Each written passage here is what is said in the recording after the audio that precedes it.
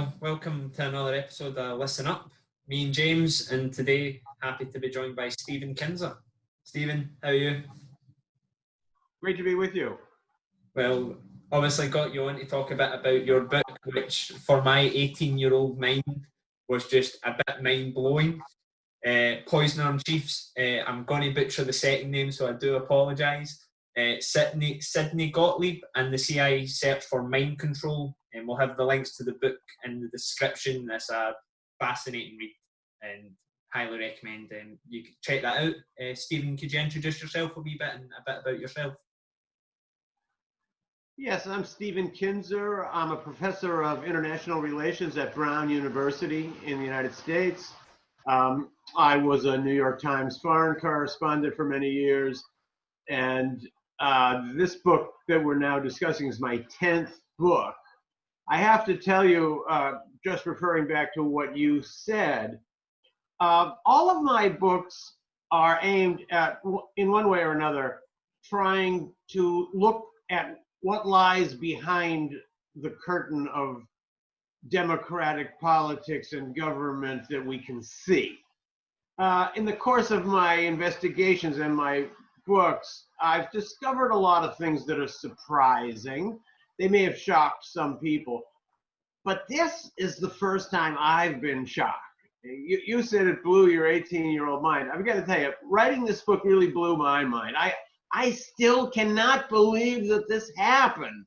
And adjusting to it has been quite a process as I've done the research for this book. Yeah, definitely. I mean, it reads like something out of a James Bond film to me. Like, it really, see if you put it down in front of me and said it's a science fiction book, I would believe you, because it's just some of the things in it are just, you can't really comprehend them actually happen. But in my book, at the end, I have a little afterword, and there's a sentence in there that I like and I find a little poignant. I wrote, everything in this book is true, but not everything that's true is in this book. Despite everything that I was able to put together, I'm painfully aware that I've only uncovered a little fraction of what this MK Ultra mind control program was, and who Sidney Gottlieb was. I came to conclude in the course of my research that this was the most powerful unknown American of the 20th century. My book is essentially the biography of a person who was not there. He lived in total invisibility. And only when looking back can we imagine with awe the breadth of the latitude he was given. This guy had an essential license to kill issued by the government of the United States of America. He could go to foreign countries and requisition prisoners and experiment them to death. And this was all done with the imprimatur of the US government and the CIA. So going through the process of realizing all of this, even shocked somebody who has been writing for a whole career about some unsavory and unknown events and episodes. one thing as well, when I was obviously doing research for this episode, there doesn't seem to be any photos of him. It's like he's the invisible man. You can't see him. He's just a name. Yeah, you know, in the town where I live, there's an elderly gentleman who is actually a retired former director of the CIA. And when I was working on this book, I approached him at the coffee shop one day, and I told him, I'm writing a biography of a guy who was an officer in CIA and carried out some amazing projects. And he said, who was that? I said, Sidney Gottlieb. He said, never heard of him. And I think he might have been telling the truth. Gottlieb is still a very shadowy figure, and trying to reconstruct him and this bizarre mind control project that he ran in the 1950s has been an effort of trying to put together lots of clues and trying to stay as close as possible to fact while still revealing the scope of the little that we do know, which is truly disturbing and bizarre. Right, well, getting a bit more of the detail about who exactly was Sidney Gottlieb. Sidney Gottlieb was the chief of the chemical division of the CIA during the 1950s. Now, he was a very interesting personality in two ways, very different from the other people who formed the early core of the CIA. Most of them came from elite, high-level aristocratic backgrounds and knew each other from the same schools and investment banks and family resorts. It was a very closed club. Gottlieb wasn't like that. He was the son of Jewish immigrants. He'd grown up in the Bronx. He stuttered. He had a limp. He was very much of an outsider. In addition, his lifestyle was amazing. So he didn't live like a normal federal bureaucrat. He lived in an eco cabin, as we would now call it, in the woods with no running water. He raised his own goats. He grew his own vegetables. He studied Buddhism. He wrote poetry. He meditated. But at the same time, this person who considered himself a compassionate humanist was essentially the most prolific torturer of his generation. How did he come to this position? After he got to the CIA, he was asked to take over a program which already existed in various pieces, aimed at finding the secret of mind control. Senior officials at the CIA, by misinterpreting several pieces of events and maybe by the conditioning of growing up reading stories and seeing movies about mind control, had come to the false conclusion that communist powers had developed this tool, mind control, that they had found a way to create automatons and take over the human mind and the human soul. That meant we had to do it quickly, right away. And Gottlieb was put in charge of this project called MK Ultra. He decided that before you could figure out a way to implant a new mind into somebody's brain, you first had to find a way to destroy the mind that was in there. How do you do that? And Gottlieb spent years carrying out the most intense and extreme experiments ever carried out by any agent or agency of the US government. They were aimed at this end. How do you destroy a human mind and a human body and a human spirit? It was in the pursuit of this goal that he was able to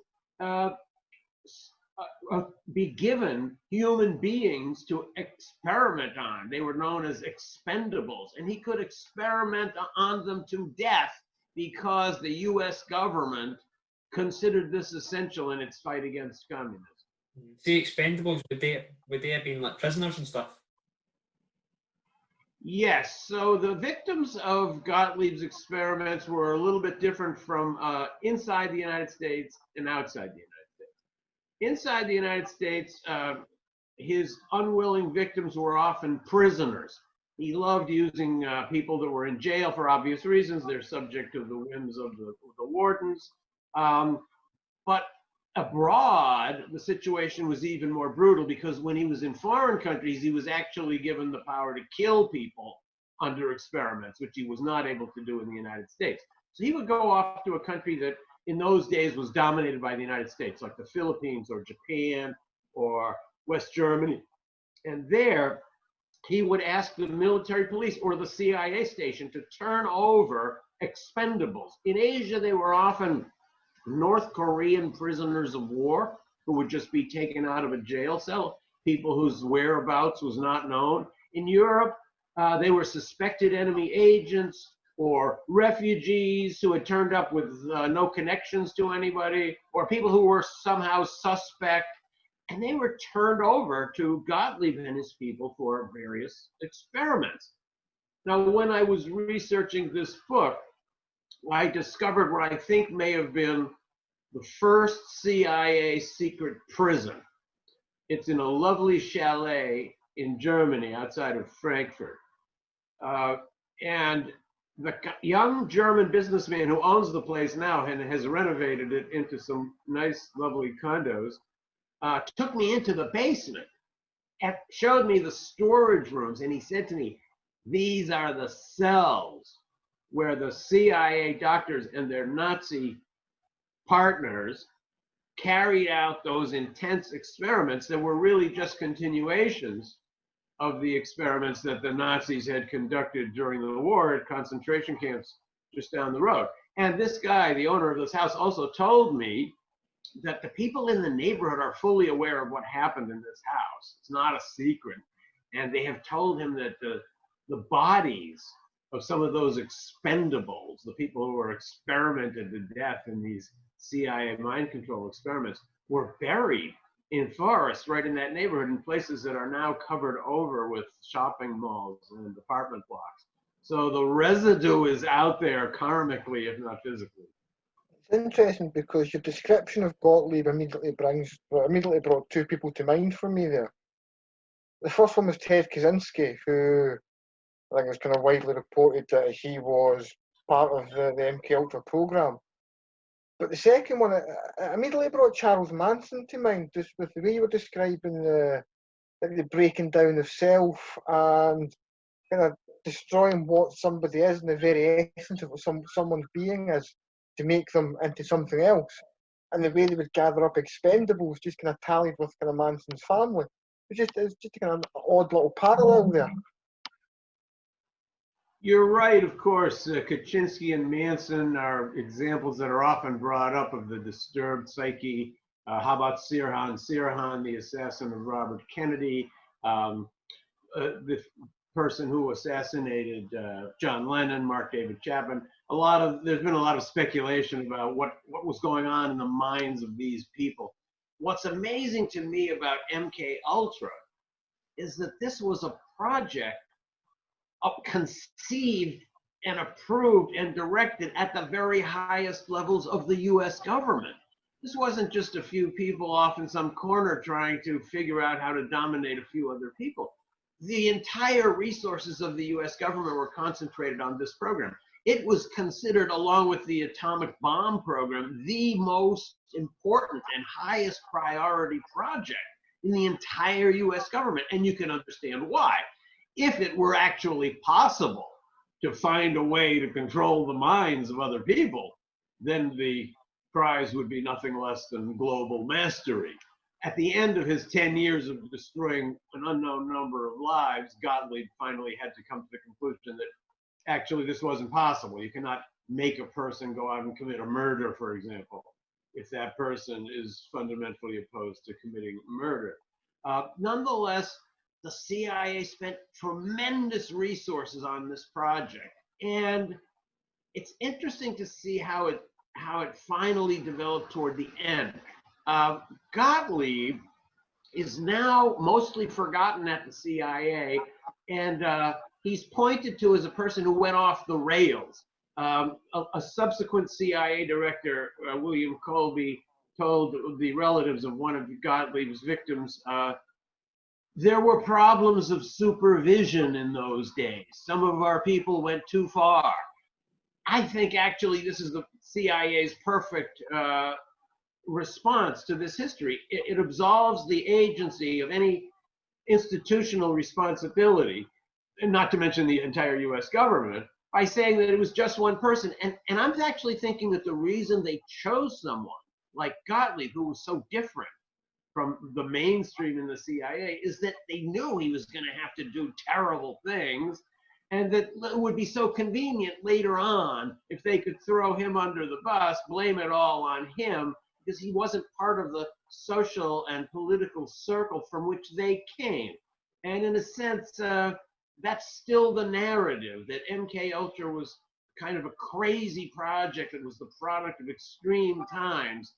But I can tell you from researching that project that the experience of learning about the extremes to which the CIA went in the 1950s doesn't give you a great deal of confidence in the idea that there wouldn't be projects of even comparable scope added to 70 years of new technology going on right now. I think that's probably one of the scarier things, isn't it? Like, if they were trying this in 1950, then I mean we've had so many technological advancements. Like we're sitting on a video call on a laptop here. We're all on our phones every day. The things that they could do at the highest levels of government across the world, and especially in America, is frightening to think of. And what's even more frightening is we probably don't know what's happening. So Gottlieb was probably correct when, at the end of 10 years of tormenting people across various continents, he concluded that mind control is a myth. However, he was speaking within what was known science at the time when he was alive. Of course, that's all any of us can do. Now, if you think of the advances in electronics, in computer technology, in artificial intelligence, and you realize that actually we're just at the beginning of discovering the potentials of these technologies, then you have to wonder if maybe, although Gottlieb might have been correct when he was saying that there was no such thing as mind control when he said it, are there still options out there? And would it not make sense that if intelligence agencies were carrying out extreme experiments trying to answer this question in the 1950s, they might be doing something comparable today? See, just bringing it back a wee bit, obviously you said they were working with sort of people that had worked in the Nazi party. It seems like the people at the head of that project were a bit like a bad cocktail a friend would make for you at a party. You had like a Jewish person, Nazis, and then members of the CIA involved. It just seems such an odd blend of people. So when did this all sort of start? This truly is one of the most bizarre aspects of MK Ultra. So the director of MK Ultra, the chief chemist at the CIA, was Sidney Gottlieb. Gottlieb's parents were Jews who had emigrated from Central Europe at the early part of the 20th century. If they had not done that, if they had stayed in Europe, quite likely they would have been swept up in one of those Nazi roundups, and young Sidney might well have wound up in a concentration camp and being the victim in one of those diabolical medical experiments. But in the event, Gottlieb grew up in the United States, and when he began looking around for information on which he could base his experiments, he found the Nazis. So with a very rational scientist's mind, Gottlieb asked himself, as he launched this far-reaching project, which he had to conceive and design himself, what knowledge is already out there? Who could I call on that already has done research into destroying human minds and human bodies and human spirits and human souls? And he quickly figured out that Nazi doctors and Nazi biochemists, along with their Japanese counterparts, had done horrific experiments in these areas. They had found out things that Americans didn't know. For example, how much gas made from the sarin toxin is necessary to kill an infant over how many seconds? We didn't know this because we'd never carried out those experiments. Oh, but there were people who had done those very experiments in Nazi concentration camps. So not only did we refrain from hanging or imprisoning a number of those scientists, we brought them to work for the CIA.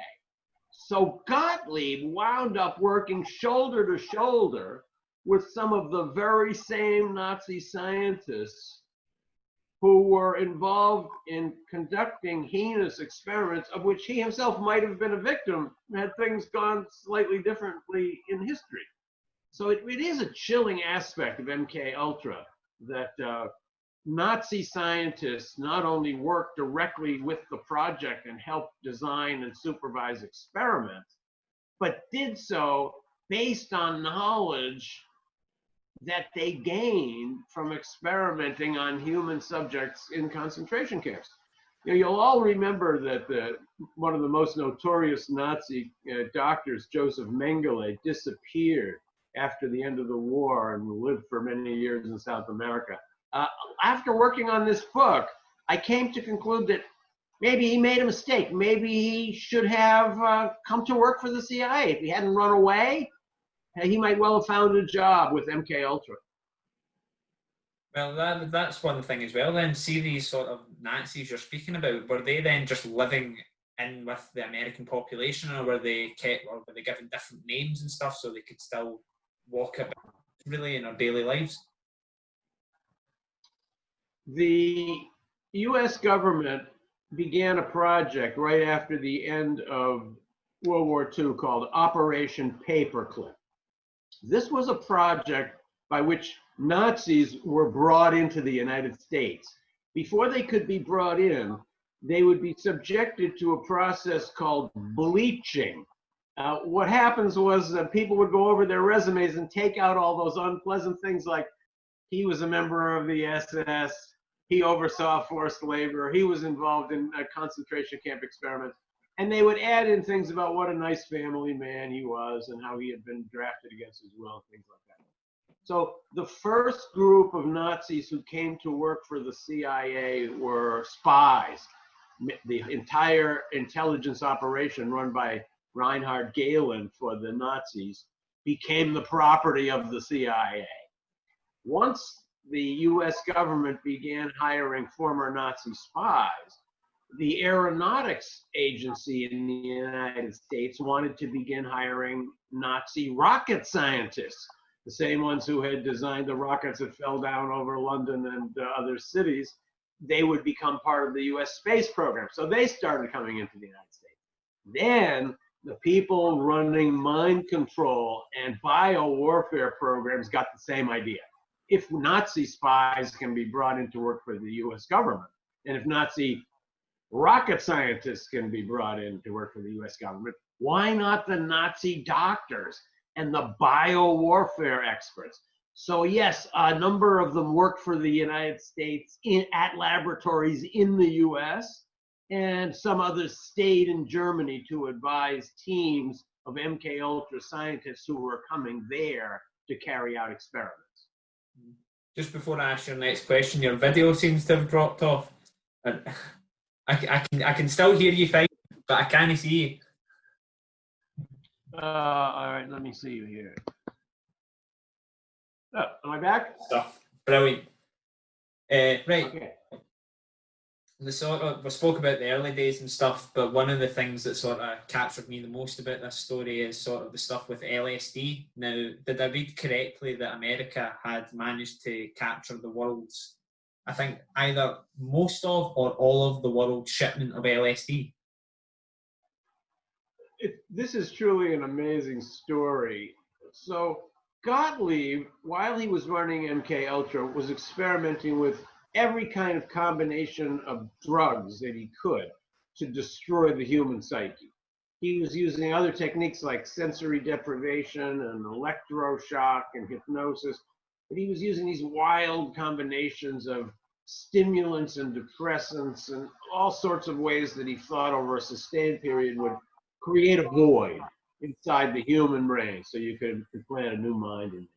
He became fascinated with LSD, which of course had only been discovered a few years earlier in the 1940s. He and his fellow scientists thought that it might be, as one of them put it, the key that could unlock the universe. In other words, the key that would help us find the answer to mind control. So Gottlieb in 1953 persuaded the CIA to buy the entire world supply of LSD. He brought it to the United States and he used it for two kinds of experiments. One were these horrifically coercive experiments in which you would subject people to massive overdoses and hope that by doing so you could destroy their minds forever. For example, I found about one experiment at the federal prison in Lexington, Kentucky. In this experiment, 7 African-American inmates were locked into segregation cells and given triple doses of LSD every day for 77 days. So this was an attempt to try to figure out if such a dose could destroy a mind, and I'm sure the answer obviously is yes. So Gottlieb was using LSD in these torturous experiments. But there was also another side to his LSD experimentation. He wanted to know how an ordinary person would respond to LSD under clinical conditions, knowing what he was taking. So he wanted to conduct these clinical experiments, but the CIA doesn't have facilities to do that. So Gottlieb created a couple of bogus medical foundations. Through these foundations, he contacted hospitals and clinics around the United States and told them straightforwardly, we have this new psychoactive substance, LSD. We're going to send it to you, anyone that wants to participate. You will then advertise for volunteers, tell them what it is, bring them in, give them a little money, and let them take it and record their reactions. So that project began in the mid-1950s, and who became among the first people to sign up to try this LSD? Well, one was Ken Kesey, who immediately following this experience began the work that led him to write that book, One Flew Over the Cuckoo's Nest, which is one of the Bibles of the counterculture. Another one was the radical poet Allen Ginsberg, who became a great apostle of LSD. A third was Robert Hunter, the lyricist for the Grateful Dead. These guys all took LSD home with them. They told all their friends, you've got to go try this stuff. Ken Kesey actually got a job in the hospital so that he could steal the LSD and bring it home and turn on all his friends. So it was through the CIA that LSD came to America and inadvertently leaked out into the general population. And of course, the irony is that the drug that the CIA hoped would give it the power to control human minds and dominate the world actually wound up fueling a generational rebellion that was aimed at destroying everything the CIA believes in. Was it intentional that got into the public the way it did, or was it only meant to be just a few people that managed to get a hold of it? I think you're right. The after effect was something that Gottlieb had not anticipated. He is really the godfather of the counterculture in this way, and I don't think that's something he ever anticipated. I tell you one other story about his involvement with LSD. We often associate Timothy Leary with the LSD explosion of the 1950s and 60s. So Timothy Leary also came to psychedelic drugs through Sidney Gottlieb. But also, like all those people I just mentioned, he never heard of Sidney Gottlieb. Nobody ever had. They didn't know where it was coming from. So those people, like the ones I mentioned, didn't know that their LSD was coming from the CIA. But much later, I found an interview with John Lennon in which he said, we must always remember to thank the CIA. So Gottlieb actually was the person who could be called the first acid visionary.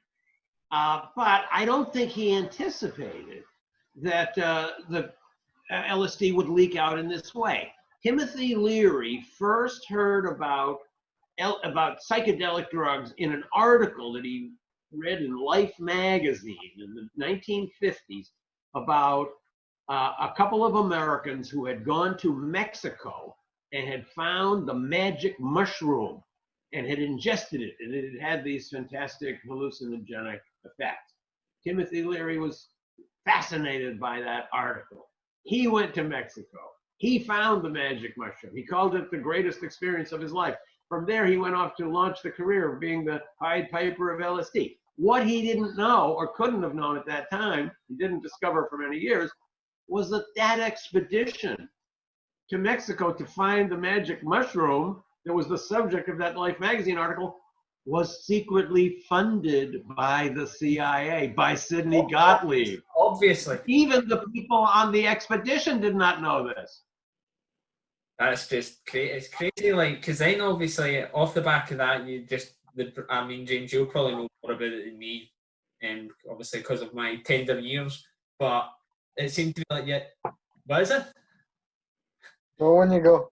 Oh, I hope that was no snappy comments under your breath. But it seemed to be like the sort of like drug scene as well sort of exploded about that time, and all that came with that sort of just comes through the very top brass neck of the world's government. It's just crazy. Maybe one of the long-term messages of this absolutely bizarre and surreal story is that it was always justified on the grounds that the United States and civilization and humanity was facing a unique, imminent, overwhelming, and total threat. So the argument was we were at the height of the Cold War, communism was on the rampage, fanatics in other countries were moments away from carrying out a bizarre attack that would destroy the possibility of all human life on Earth forever. Facing this danger, which is imminent at any moment, the loss of a few lives or a few hundred lives would seem like a very small price to pay. So the narrative was created. We are, of course, a good and moral nation. We always live up to ethical and legal requirements, but there have to be a few special moments in time when you have to put aside those niceties because you're facing existential destruction. That same argument seems to come up time and time again. And I think we're facing another version of it today that we've called it communism, it's called terrorism. We're always told that the situation is so threatening now that extraordinary measures have to be taken to infringe on people's civil liberties and freedoms, but these will all be eliminated as soon as we get back to normal. But the normal actually never seems to arrive again. And this narrative of being under constant threat and danger, thereby justifying the most extreme measures as defensive, is something that existed then and exists now. Do you think that that probably does a better job of doing what MK Ultra tried to do? So, like the idea of having that almost always constant threat of terrorism, for example.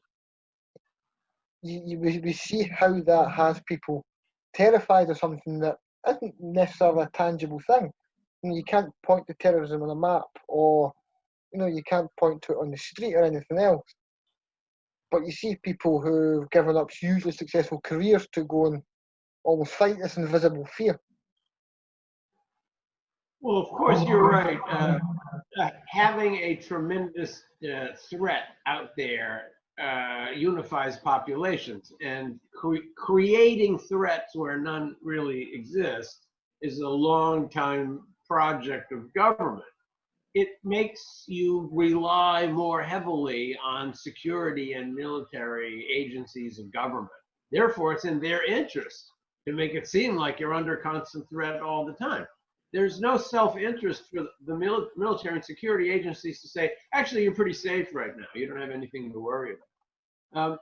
Ginning up threats like terrorism, or as we had communism during the period of MK Ultra, is also a way of deflecting attention from real threats. If we're worried about somebody carrying out a terror attack, we don't have to think about climate change. We don't have to think about racism. We don't have to think about more endemic issues. So it's a way of trying to focus people's attention on something immediate so they don't think about something more cosmic.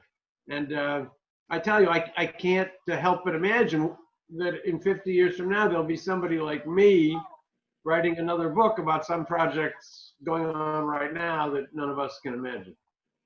I think that's probably proven most by, obviously, we've been taught to prepare or be fearful of terrorism, but then you've got COVID-19, something that nobody's seen coming, and it has completely wreaked havoc on everybody's lives worldwide and will continue to do so for who knows how long now. I'd like to hope that the pandemic will drive home to people that we need to concentrate on threats that are real, not threats that are made up by arms makers and people in government who feel the need to see threats everywhere in order to build up security budgets. We have real threats and dangers in this world. Pandemics, at climate change, the search for sufficient water and food to feed the population of this planet over the coming centuries. Those are really great challenges. And I hope security agencies too will focus more on those rather than on projects that derive more from fantasy than from reality. And I'll say this in closing. I said that the CIA came up with this idea that mind control was possible, partly because of real events, which they misinterpreted, but also I think partly because of cultural conditioning. Think of all the books and the movies there are about mind control. It's an almost irresistible trope. If you're writing fiction, it's fascinating. You put a pill in someone's drink, or you wave a watch in front of their face, and the next thing you know, they're a totally different person. There are Sherlock Holmes stories. There are Edgar Allan Poe stories. There are movies like Dr. Caligari and Gaslight. All of the people who were running the CIA in the 50s grew up with all of this. And I think that culturally conditioned them. They began to think that what fiction writers could imagine, the CIA could make real. And that led them down this very destructive rabbit hole. Mm-hmm. I think just to close out sort of the Sidney Gottlieb stuff, I think obviously perhaps maybe the pinnacle, maybe you can tell me a bit more about that, was obviously the plans to kill Castro in the early 60s, I think it was. Sort of, I seen all these crazy schemes to kill him. It just, again, just reads completely bizarre. As Gottlieb's MK Ultra project was coming to an end in the end of the 1950s, he was recruited into another series of projects. He was always the director of the Chemical Bureau of the CIA. So it was logical that when the US government got into the business of assassinating foreign leaders and needed poisons, Gottlieb would be the one to make them. That's where I get the title of my book, Poisoner in Chief. That's what he became, the poisoner in chief of the US government. So Gottlieb made all those poisons that were intended to kill Fidel Castro. He made a poison fountain pen. He made poison pills to be put in coffee or bouillon. He made a poison wetsuit that Castro was supposed to put on, and it would then eat away the skin of his flesh. In 1960, Gottlieb personally carried poison to the Congo in a project aimed at assassinating the Prime Minister of the Congo, Patrice Lumumba. He had also made poison intended to kill Zhou Enlai, the premier of China.